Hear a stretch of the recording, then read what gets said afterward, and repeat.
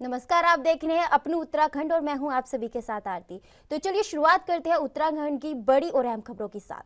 आज उत्तराखंड कांग्रेस की नवनियुक्त प्रभारी कुमारी शैलजा का प्रथम बार उत्तराखंड आगमन हुआ।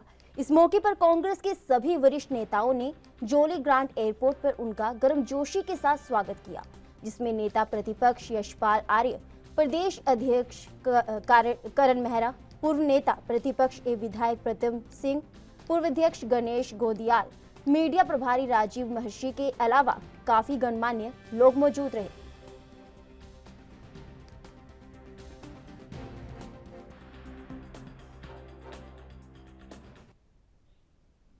आगामी 2024 के लोकसभा चुनाव को लेकर नवनियुक्त प्रभारी कुमारी शैलजा देहरादून में थी और उन्होंने पार्टी के कई वरिष्ठ नेताओं के साथ लोकसभा चुनाव को लेकर बैठक भी की, जिसमें विधायक, पूर्व मंत्री, लोकसभा के चारों प्रभारी एवं जिला अध्यक्षों के साथ उन्होंने काफी देर मंत्रणा की और चुनाव को लेकर कुछ जरूरी टिप्स भी दिए।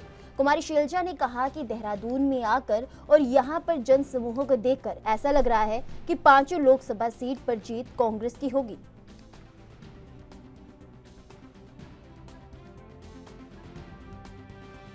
देखिए, उत्तराखंड कांग्रेस कमेटी के प्रभारी जी ने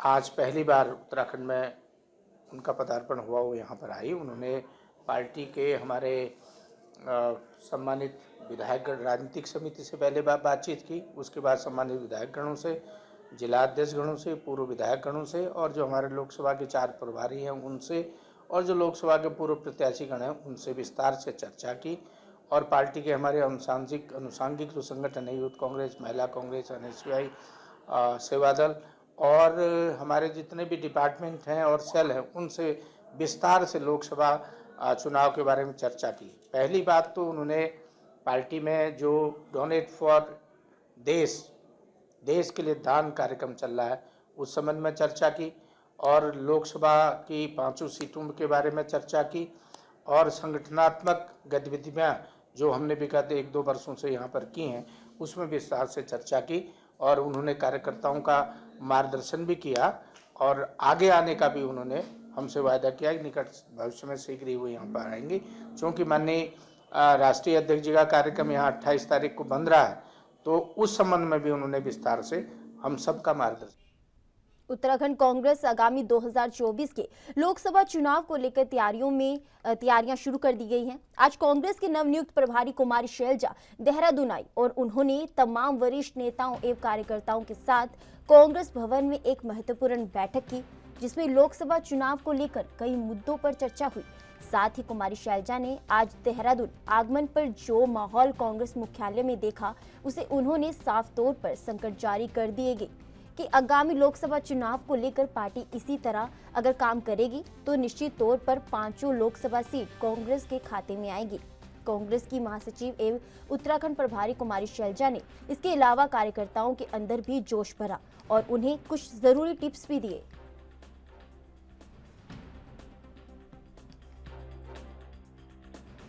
आज उत्तराखंड प्रदेश में हमारी नवनियुक्त प्रभारी आदरणीय शैलजा जी यहाँ पहुँची। सब कांग्रेस जनों ने उनका यहाँ पर बहुत ही उत्साह के साथ स्वागत किया। बैठक चूँकि आज सिर्फ औपचारिक बैठक थी, बहुत कम समय की बैठक थी, इसलिए सभी बिंदुओं को थोड़ा थोड़ा छुआ गया। आज छूने भर जैसा था, लेकिन उनके आने से जो स्फूर्ति कांग्रेस जनों में आप सब देख सकते हैं क्या स्फूर्ति का माहौल है, तो इससे ये लगता है कि आने वाले समय में ये कांग्रेस के लिए एक अच्छा संकेत दिख रहा है। उन्होंने अपने शब्दों में भी ये बात कही है कि जिस प्रकार का माहौल संभावनाओं से भरा हुआ मैं आज यहाँ पर देख रही हूँ, मेरा पक्का विश्वास है कि आप सबकी शक्तियाँ एक होकर आने वाले लोकसभा के चुनाव में 5 सीटों पर विजय हासिल कराएंगे और हम सब इसी संकल्प के साथ लोकसभा में जाएंगे। अभी 28 तारीख को खड़गे जी हमारे राष्ट्रीय अध्यक्ष भी यहाँ आने वाले हैं। ये इसकी सूचना आज हमारी प्रभारी जी ने यहाँ पर दी। उसके तैयारियों के बारे में उन्होंने हम सबको निर्देश दिए हैं और तदनुसार उनके दिए गए निर्देशों के अनुपालन में हम सब उन तैयारियों पर अब लगेंगे। देखिए, आज तो उनका दौरा पहली मीटिंग थी यहाँ पे, तो आज जो उन्होंने बात करी पहले पॉलिटिकल अफेयर कमेटी में, जिसमें हम लोग भी शामिल थे, और उसका MLAs, ex-MLAs और उसके बाद जिला अध्यक्षों से और उसके बाद सारे जो जितने भी लोग थे, जितने भी वर्कर थे, उनसे एक इंट्रैक्शन करा और आज की जो मीटिंग थी उसमें सबसे पहले जो 2024 में लोकसभा का चुनाव है उसकी जो तैयारी है, उसके लिए जो हम लोगों को काम करने हैं, जो कमेटियों का गठन होना, उसके लिए दिशा निर्देश दिए हैं, जिसमें कि बूथ लेवल तक कार्यकर्ताओं की बैठक लेने के लिए बोला गया है और जिले वाइज, विधानसभा वाइज जो कार्यक्रम होंगे आने वाले उसकी रूपरेखा तैयार करने के लिए बोला है। दूसरा 28 तारीख को हमारे राष्ट्रीय अध्यक्ष मल्लिकार्जुन खड़गे जी क्योंकि यहाँ पे आ रहे हैं देहरादून में, तो उस कार्यक्रम की तैयारी को लेके जिम्मेदारियों के लिए बात हुई है। और आने वाला जो चुनाव है वो पार्टी संगठन के लिए कितना महत्वपूर्ण चुनाव है और उसमें हर लीडर की, हर सीनियर लीडर की जो भूमिका है उसके बारे में एक डिस्कशन आज हमारी प्रभारी जी ने करा है और उन्होंने कहा कि वो बहुत जल्दी दोबारा आएंगे और उसमें वो हर कार्यकर्ता से व्यक्तिगत रूप से मिलेंगे। 22 जनवरी को भगवान श्री राम के मंदिर की अयोध्या में प्राण प्रतिष्ठा होनी है। उससे पहले आज से ही प्रधानमंत्री मोदी के आह्वान पर देश भर के मंदिरों में स्वच्छता का अभियान चलाया जा रहा है, जिसके तहत आज मुख्यमंत्री धामी ने कैची धाम स्थित बाबा नीब गौरारी मंदिर में सफाई अभियान में हिस्सा लिया। वहीं बीजेपी प्रदेश अध्यक्ष महेंद्र भट्ट ने देहरादून के कई मंदिरों में चल रहे स्वच्छता अभियान में सेवा कार्य किया। इस मौके पर बीजेपी अध्यक्ष महेंद्र भट्ट ने कहा कि 22 जनवरी को अयोध्या में भगवान राम की प्राण प्रतिष्ठा का भव्यतम कार्यक्रम होने वाला है। उस दिन देवभूमि के सभी मंदिर सजेंगे, भजन पूजन होगा, दीप जलाए जाएंगे।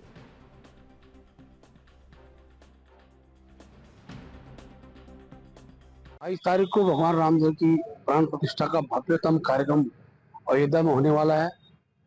देवभूमि उत्तराखंड के प्रत्येक मंदिर उस दिन सजेंगे और उस हर मंदिर की स्वच्छता बनी रहे, इसलिए सभी मंदिरों में 14 तारीख से लेकर और 22 तारीख तक स्वच्छता कार्यक्रम हम करने वाले हैं। आज भी 2 मंदिरों में मेरा जाना हुआ और मैंने अपने सभी कार्यक्रम का आह्वान किया है कि हर गांव में, हर बूथ पर, हर जगह एक मंदिर है, वो मंदिर भगवान राम के प्राण प्रतिष्ठा कार्यक्रम के तैयार रहे। अनेकों देवी देवताओं के मंदिर हैं, भगवान राम के, हनुमान जी के मंदिर हैं। उस दिन का जो त्योहार है वो भव्यता के स्वरूप को देने के लिए मंदिर उस दिन हम लोग पुष्पों से सजाएंगे, दीपों से सजाएंगे और मैं कह सकता हूँ स्वच्छता का बड़ा संदेश भी इसके द्वारा जाएगा। और हम तो मानते ही हैं जब जब कोई अनुष्ठान होता है, बड़ा काम होता है, उसमें स्वच्छता का बहुत महत्व होता है और पूरे देश के अंदर ये प्रदेश भाजपा के प्रत्येक कार्यकर्ता राष्ट्रीय अध्यक्ष जेपी नड्डा के आह्वान पर लोकसभा चुनाव की मतगणना तक विश्राम नहीं करेंगे। अयोध्या में भगवान राम की प्राण प्रतिष्ठा समारोह से लेकर तिरंगा यात्रा और बूथों में 24 घंटे के प्रवास कार्यक्रम तय कर लिए गए हैं। श्री राम की प्राण प्रतिष्ठा के बाद राज्य से जो श्रद्धालु रामलला के दर्शनों के लिए अयोध्या जाएंगे, उनकी सेवा और सहयोग के लिए भाजपा प्रत्येक जिले से 10-10 कार्यकर्ताओं की टोली भेजेगा। यह टोलियां प्रत्येक 10 दिन के अंतराल में अयोध्या जाएंगे, वहां प्रवास करेंगे। इन सभी मुद्दों को लेकर भाजपा प्रदेश अध्यक्ष महेंद्र भट्ट की अध्यक्षता में वर्चुअल बैठक में यह सब निर्णय लिए गए। बीजेपी के प्रदेश प्रवक्ता विनोद सोयाल ने बताया कि 16 जनवरी को दिल्ली में क्लस्टर प्रभारी की बैठक के बाद इस योजना का लोकसभा विधानसभा स्तर तक विस्तार किया जाएगा।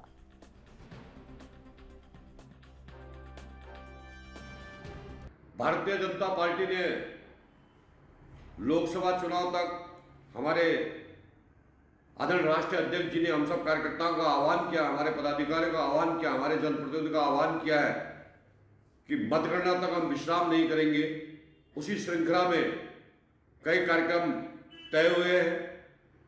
सहयोग से इस समय राम जी के अयोध्या में प्राण प्रतिष्ठा का कार्यक्रम भी है।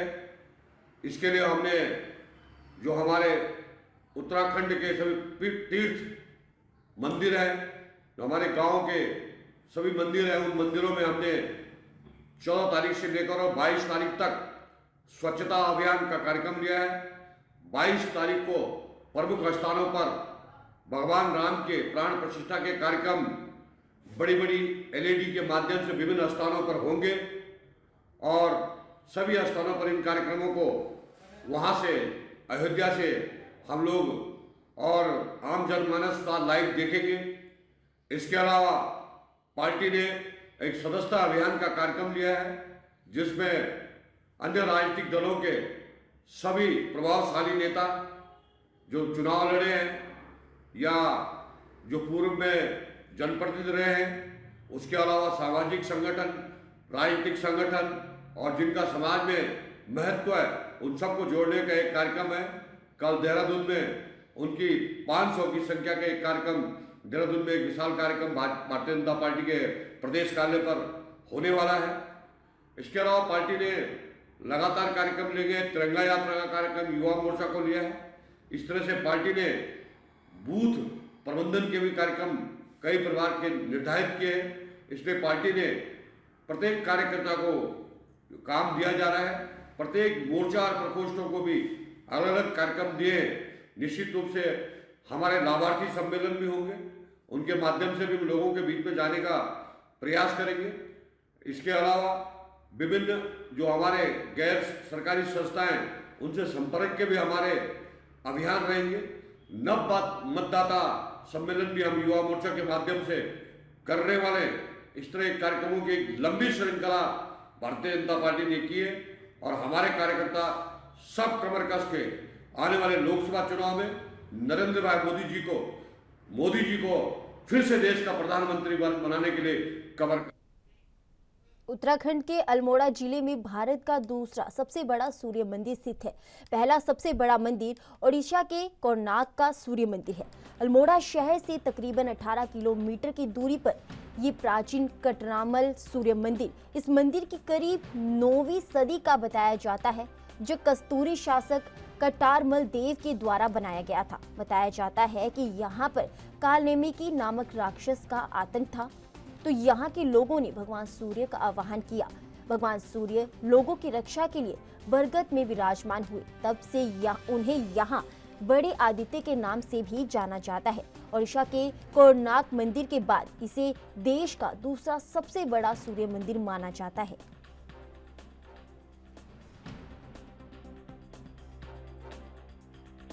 पौष माह में जो है ना, पौष माह का जो लास्ट संडे है, पौष माह में जो है इतवार को सूर्य भगवान की पूजा होती है।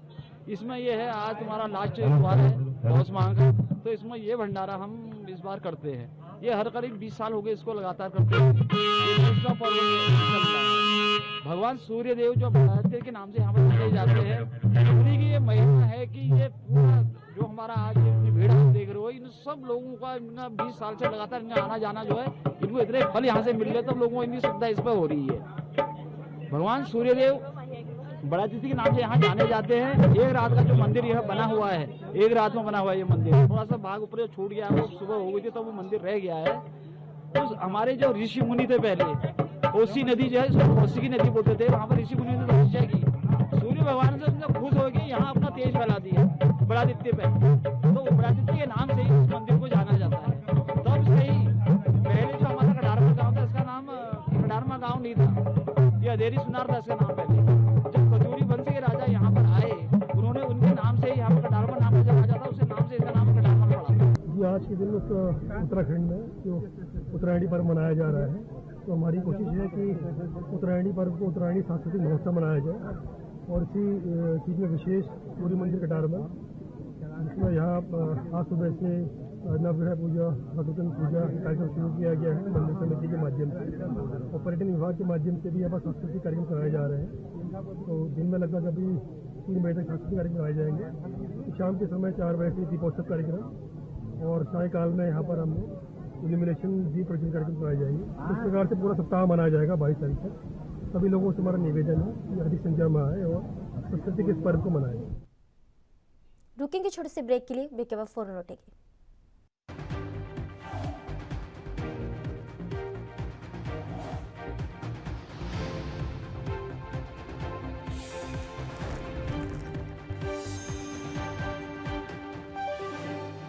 ब्रेक के बाद अपने उत्तराखंड में एक बार फिर आप सभी का स्वागत है। बढ़ते हैं आगे की खबरों की ओर। तीर्थ नगरी ऋषिकेश के गंगा घाटों पर मकर संक्रांति के पावन पर्व पर हजारों श्रद्धालुओं ने गंगा में आस्था की डुबकी लगाई। श्रद्धालुओं ने गंगा घाट पर बैठे बाबाओं को दान पुण्य किया, मंदिरों में जाकर विशेष पूजा अर्चना भी की। इस पावन पर्व पर तमाम उत्तराखंड की देवडोली भी गंगा स्नान के लिए त्रिवेणी घाट पहुंची। श्रद्धालुओं ने देवडोलियों के आगे माथा टेक कर आशीर्वाद भी लिया। भारी ठंड होने के बावजूद श्रद्धालुओं में आस्था के डुबकी लगाने के लिए काफी उत्साह देखने को मिला।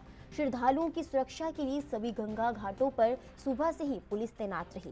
त्रिवेणी घाट पर गंगा सभा के कार्यकर्ता श्रद्धालुओं को गंगा स्नान के दौरान बरती जाने वाली सावधानियों के लिए अलर्ट भी करते हुए नजर आए। शहर में जगह जगह श्रद्धालुओं ने भोग लगाने के बाद खिचड़ी प्रसाद का वितरण भी किया।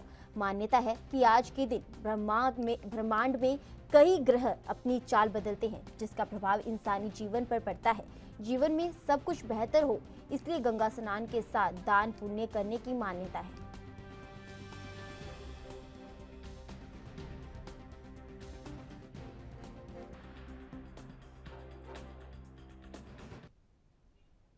लालूकुआं में आयोजित 3 दिवसीय उत्तरायणी महोत्सव के दूसरे दिन आज नगर में भव्य शोभा यात्रा निकाली गई, जिसमें शामिल झांकियों पर लोगों ने पुष्प वर्षा कर उनका स्वागत किया। शोभा यात्रा में 50 फीट ऊंची क्रेन में बनाया गया राधा कृष्ण का झूला आकर्षण का विशेष केंद्र रहा। उत्तराखंड की संस्कृति का बोध कराती झांकियों में प्रदर्शन कर रहे स्थानीय और बाहर से आए कलाकारों के समूह ने शोभा यात्रा में अपनी रंगत बिखेरी, जिस पर लोग थिरकते दिखाई दिए।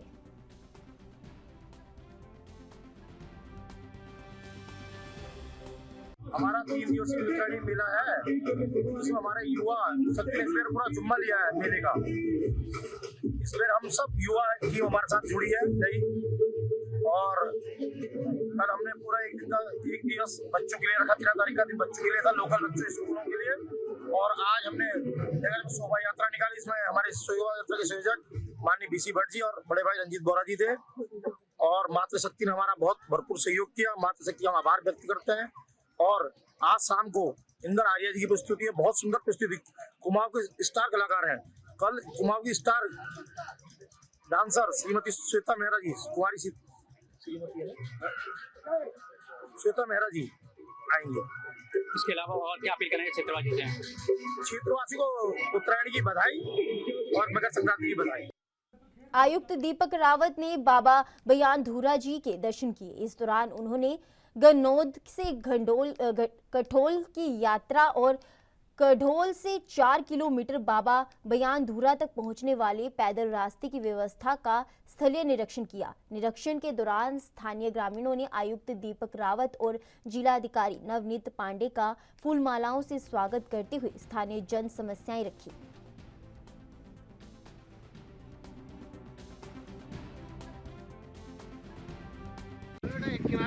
बयानधुरा महाराज के आज दर्शन किए। डीएम साहब भी साथ में हैं, फॉरेस्ट डिपार्टमेंट में हैं और श्रद्धालुगढ़ में यहाँ पे हैं। कुछ डिमांड्स यहाँ पे श्रद्धालुगढ़ों की ओर से आई है। एक तो ये कि यहाँ पे स्थायी व्यवस्था हो पानी की, पानी ऊपर तक पहुँचे। साथ ही साथ ये जो रास्ता है जहाँ पे बयानधुरा का मंदिर है और माता जी के मंदिर के बीच में, इसकी मरम्मत की भी यहाँ पे डिमांड की गई है, जो कि सही डिमांड है, इसको होना चाहिए। तीसरा फ़ोन की कनेक्टिविटी का मसला है, इसको दिखवाया जाएगा। और डांडा के लोगों ने कहा है कि वहाँ पे सड़क भी वहाँ पे पहुँचे। बीच में जो कठौल में जो एक तोक है, वहाँ पे सड़क की डिमांड भी थी और एक पैदल पुल की भी वहाँ पे डिमांड है, जो मेरे हिसाब से सही डिमांड है। और माननीय मुख्यमंत्री जी के भी निर्देश थे कि एक बार यहाँ पे दौरा करके आएँ, तो इसको आज देखा है।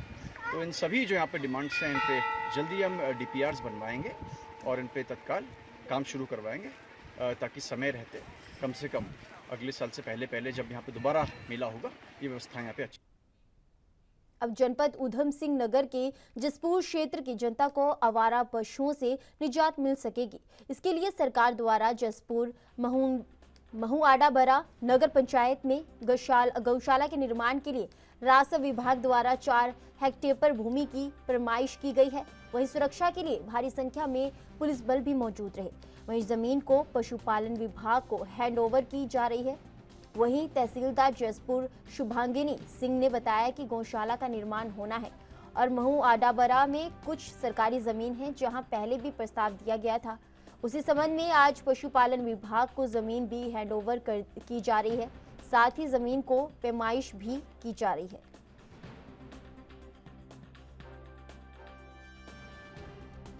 अंतर्गत गौशाला यहाँ पर निर्मित होनी है और यहाँ महुआडाबरा में हमारे पास कुछ सरकारी ज़मीन है जहाँ पर पहले भी प्रस्ताव दिया गया था। उसी के संबंध में पशुपालन विभाग को ज़मीन भी हैंडओवर की जा रही है, साथ ही ज़मीन की पैमाइश भी की जा रही है।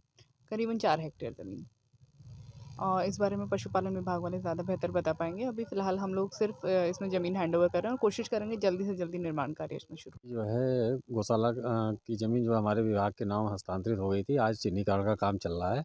चिन्हीकरण होने के बाद इसके DPR बन के गया हुआ है शासन में, और जैसे ही DPR पास हो जाएगा, पैसा आ जाएगा, इसका जो है निर्माण कार्य शुरू हो जाएगा। लगभग 4 हेक्टेयर ज़मीन है और लोगों को बहुत लाभ होगा जो हमारे। उत्तराखंड प्रदेश के मुख्यमंत्री पुष्कर सिंह धामी ने रामनगर व काशीपुर से सीधे अयोध्या के लिए रोडवेज बस का संचालन प्रत्येक दिन चालू करने के निर्देश दिए हैं।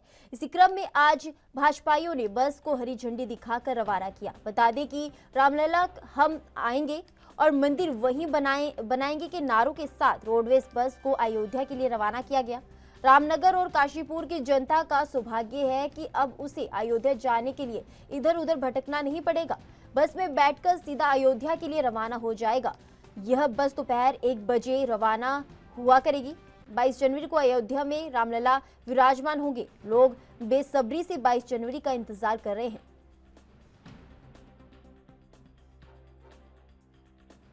ये काशीपुर की जनता के लिए बहुत बड़ी सौगात है। आज की डेट में जो अयोध्या धाम है, वहाँ के लिए बिना किसी परेशानी के आदमी यहाँ से बैठेगा और बहुत जेन्युइन किराए में अयोध्या पहुँच जाएगा।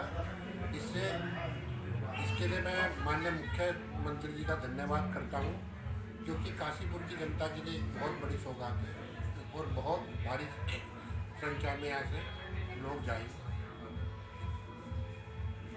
देखिए, सर्वप्रथम तो मैं अपने प्रदेश के मुखिया आदरणीय पुष्कर सिंह धामी जो हमारे मुख्यमंत्री हैं, उन्होंने इस क्षेत्र के लोगों की भावनाओं को समझते हुए जो आज इस क्षेत्र में बहुत भक्ति में वातावरण बन चुका है।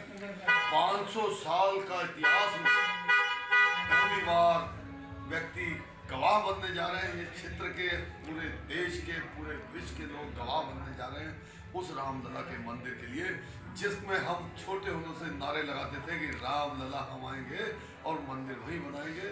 हमारे मन की भावनाओं को परमेश्वर प्रभु श्री राम ने पूरा करते हुए उनकी प्राण प्रतिष्ठा 22 तारीख को अयोध्या धाम में की जा रही है। और हमारे उत्तराखंड रोडवेज ने हमारे क्षेत्र के लोगों की भावनाओं को ध्यान में रखते हुए काशीपुर से और 1 बजे प्रतिदिन बस जाएगी जो अयोध्या धाम जाएगी। सुबह 5 बजे वो बस पहुंच जाएगी।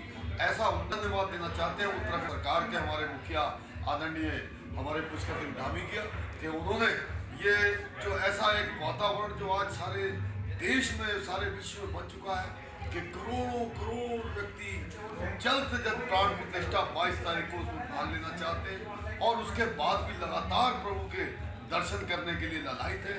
तो मैं इस चीज़ को बहुत अपने मन के भाव से उन्हें धन्यवाद।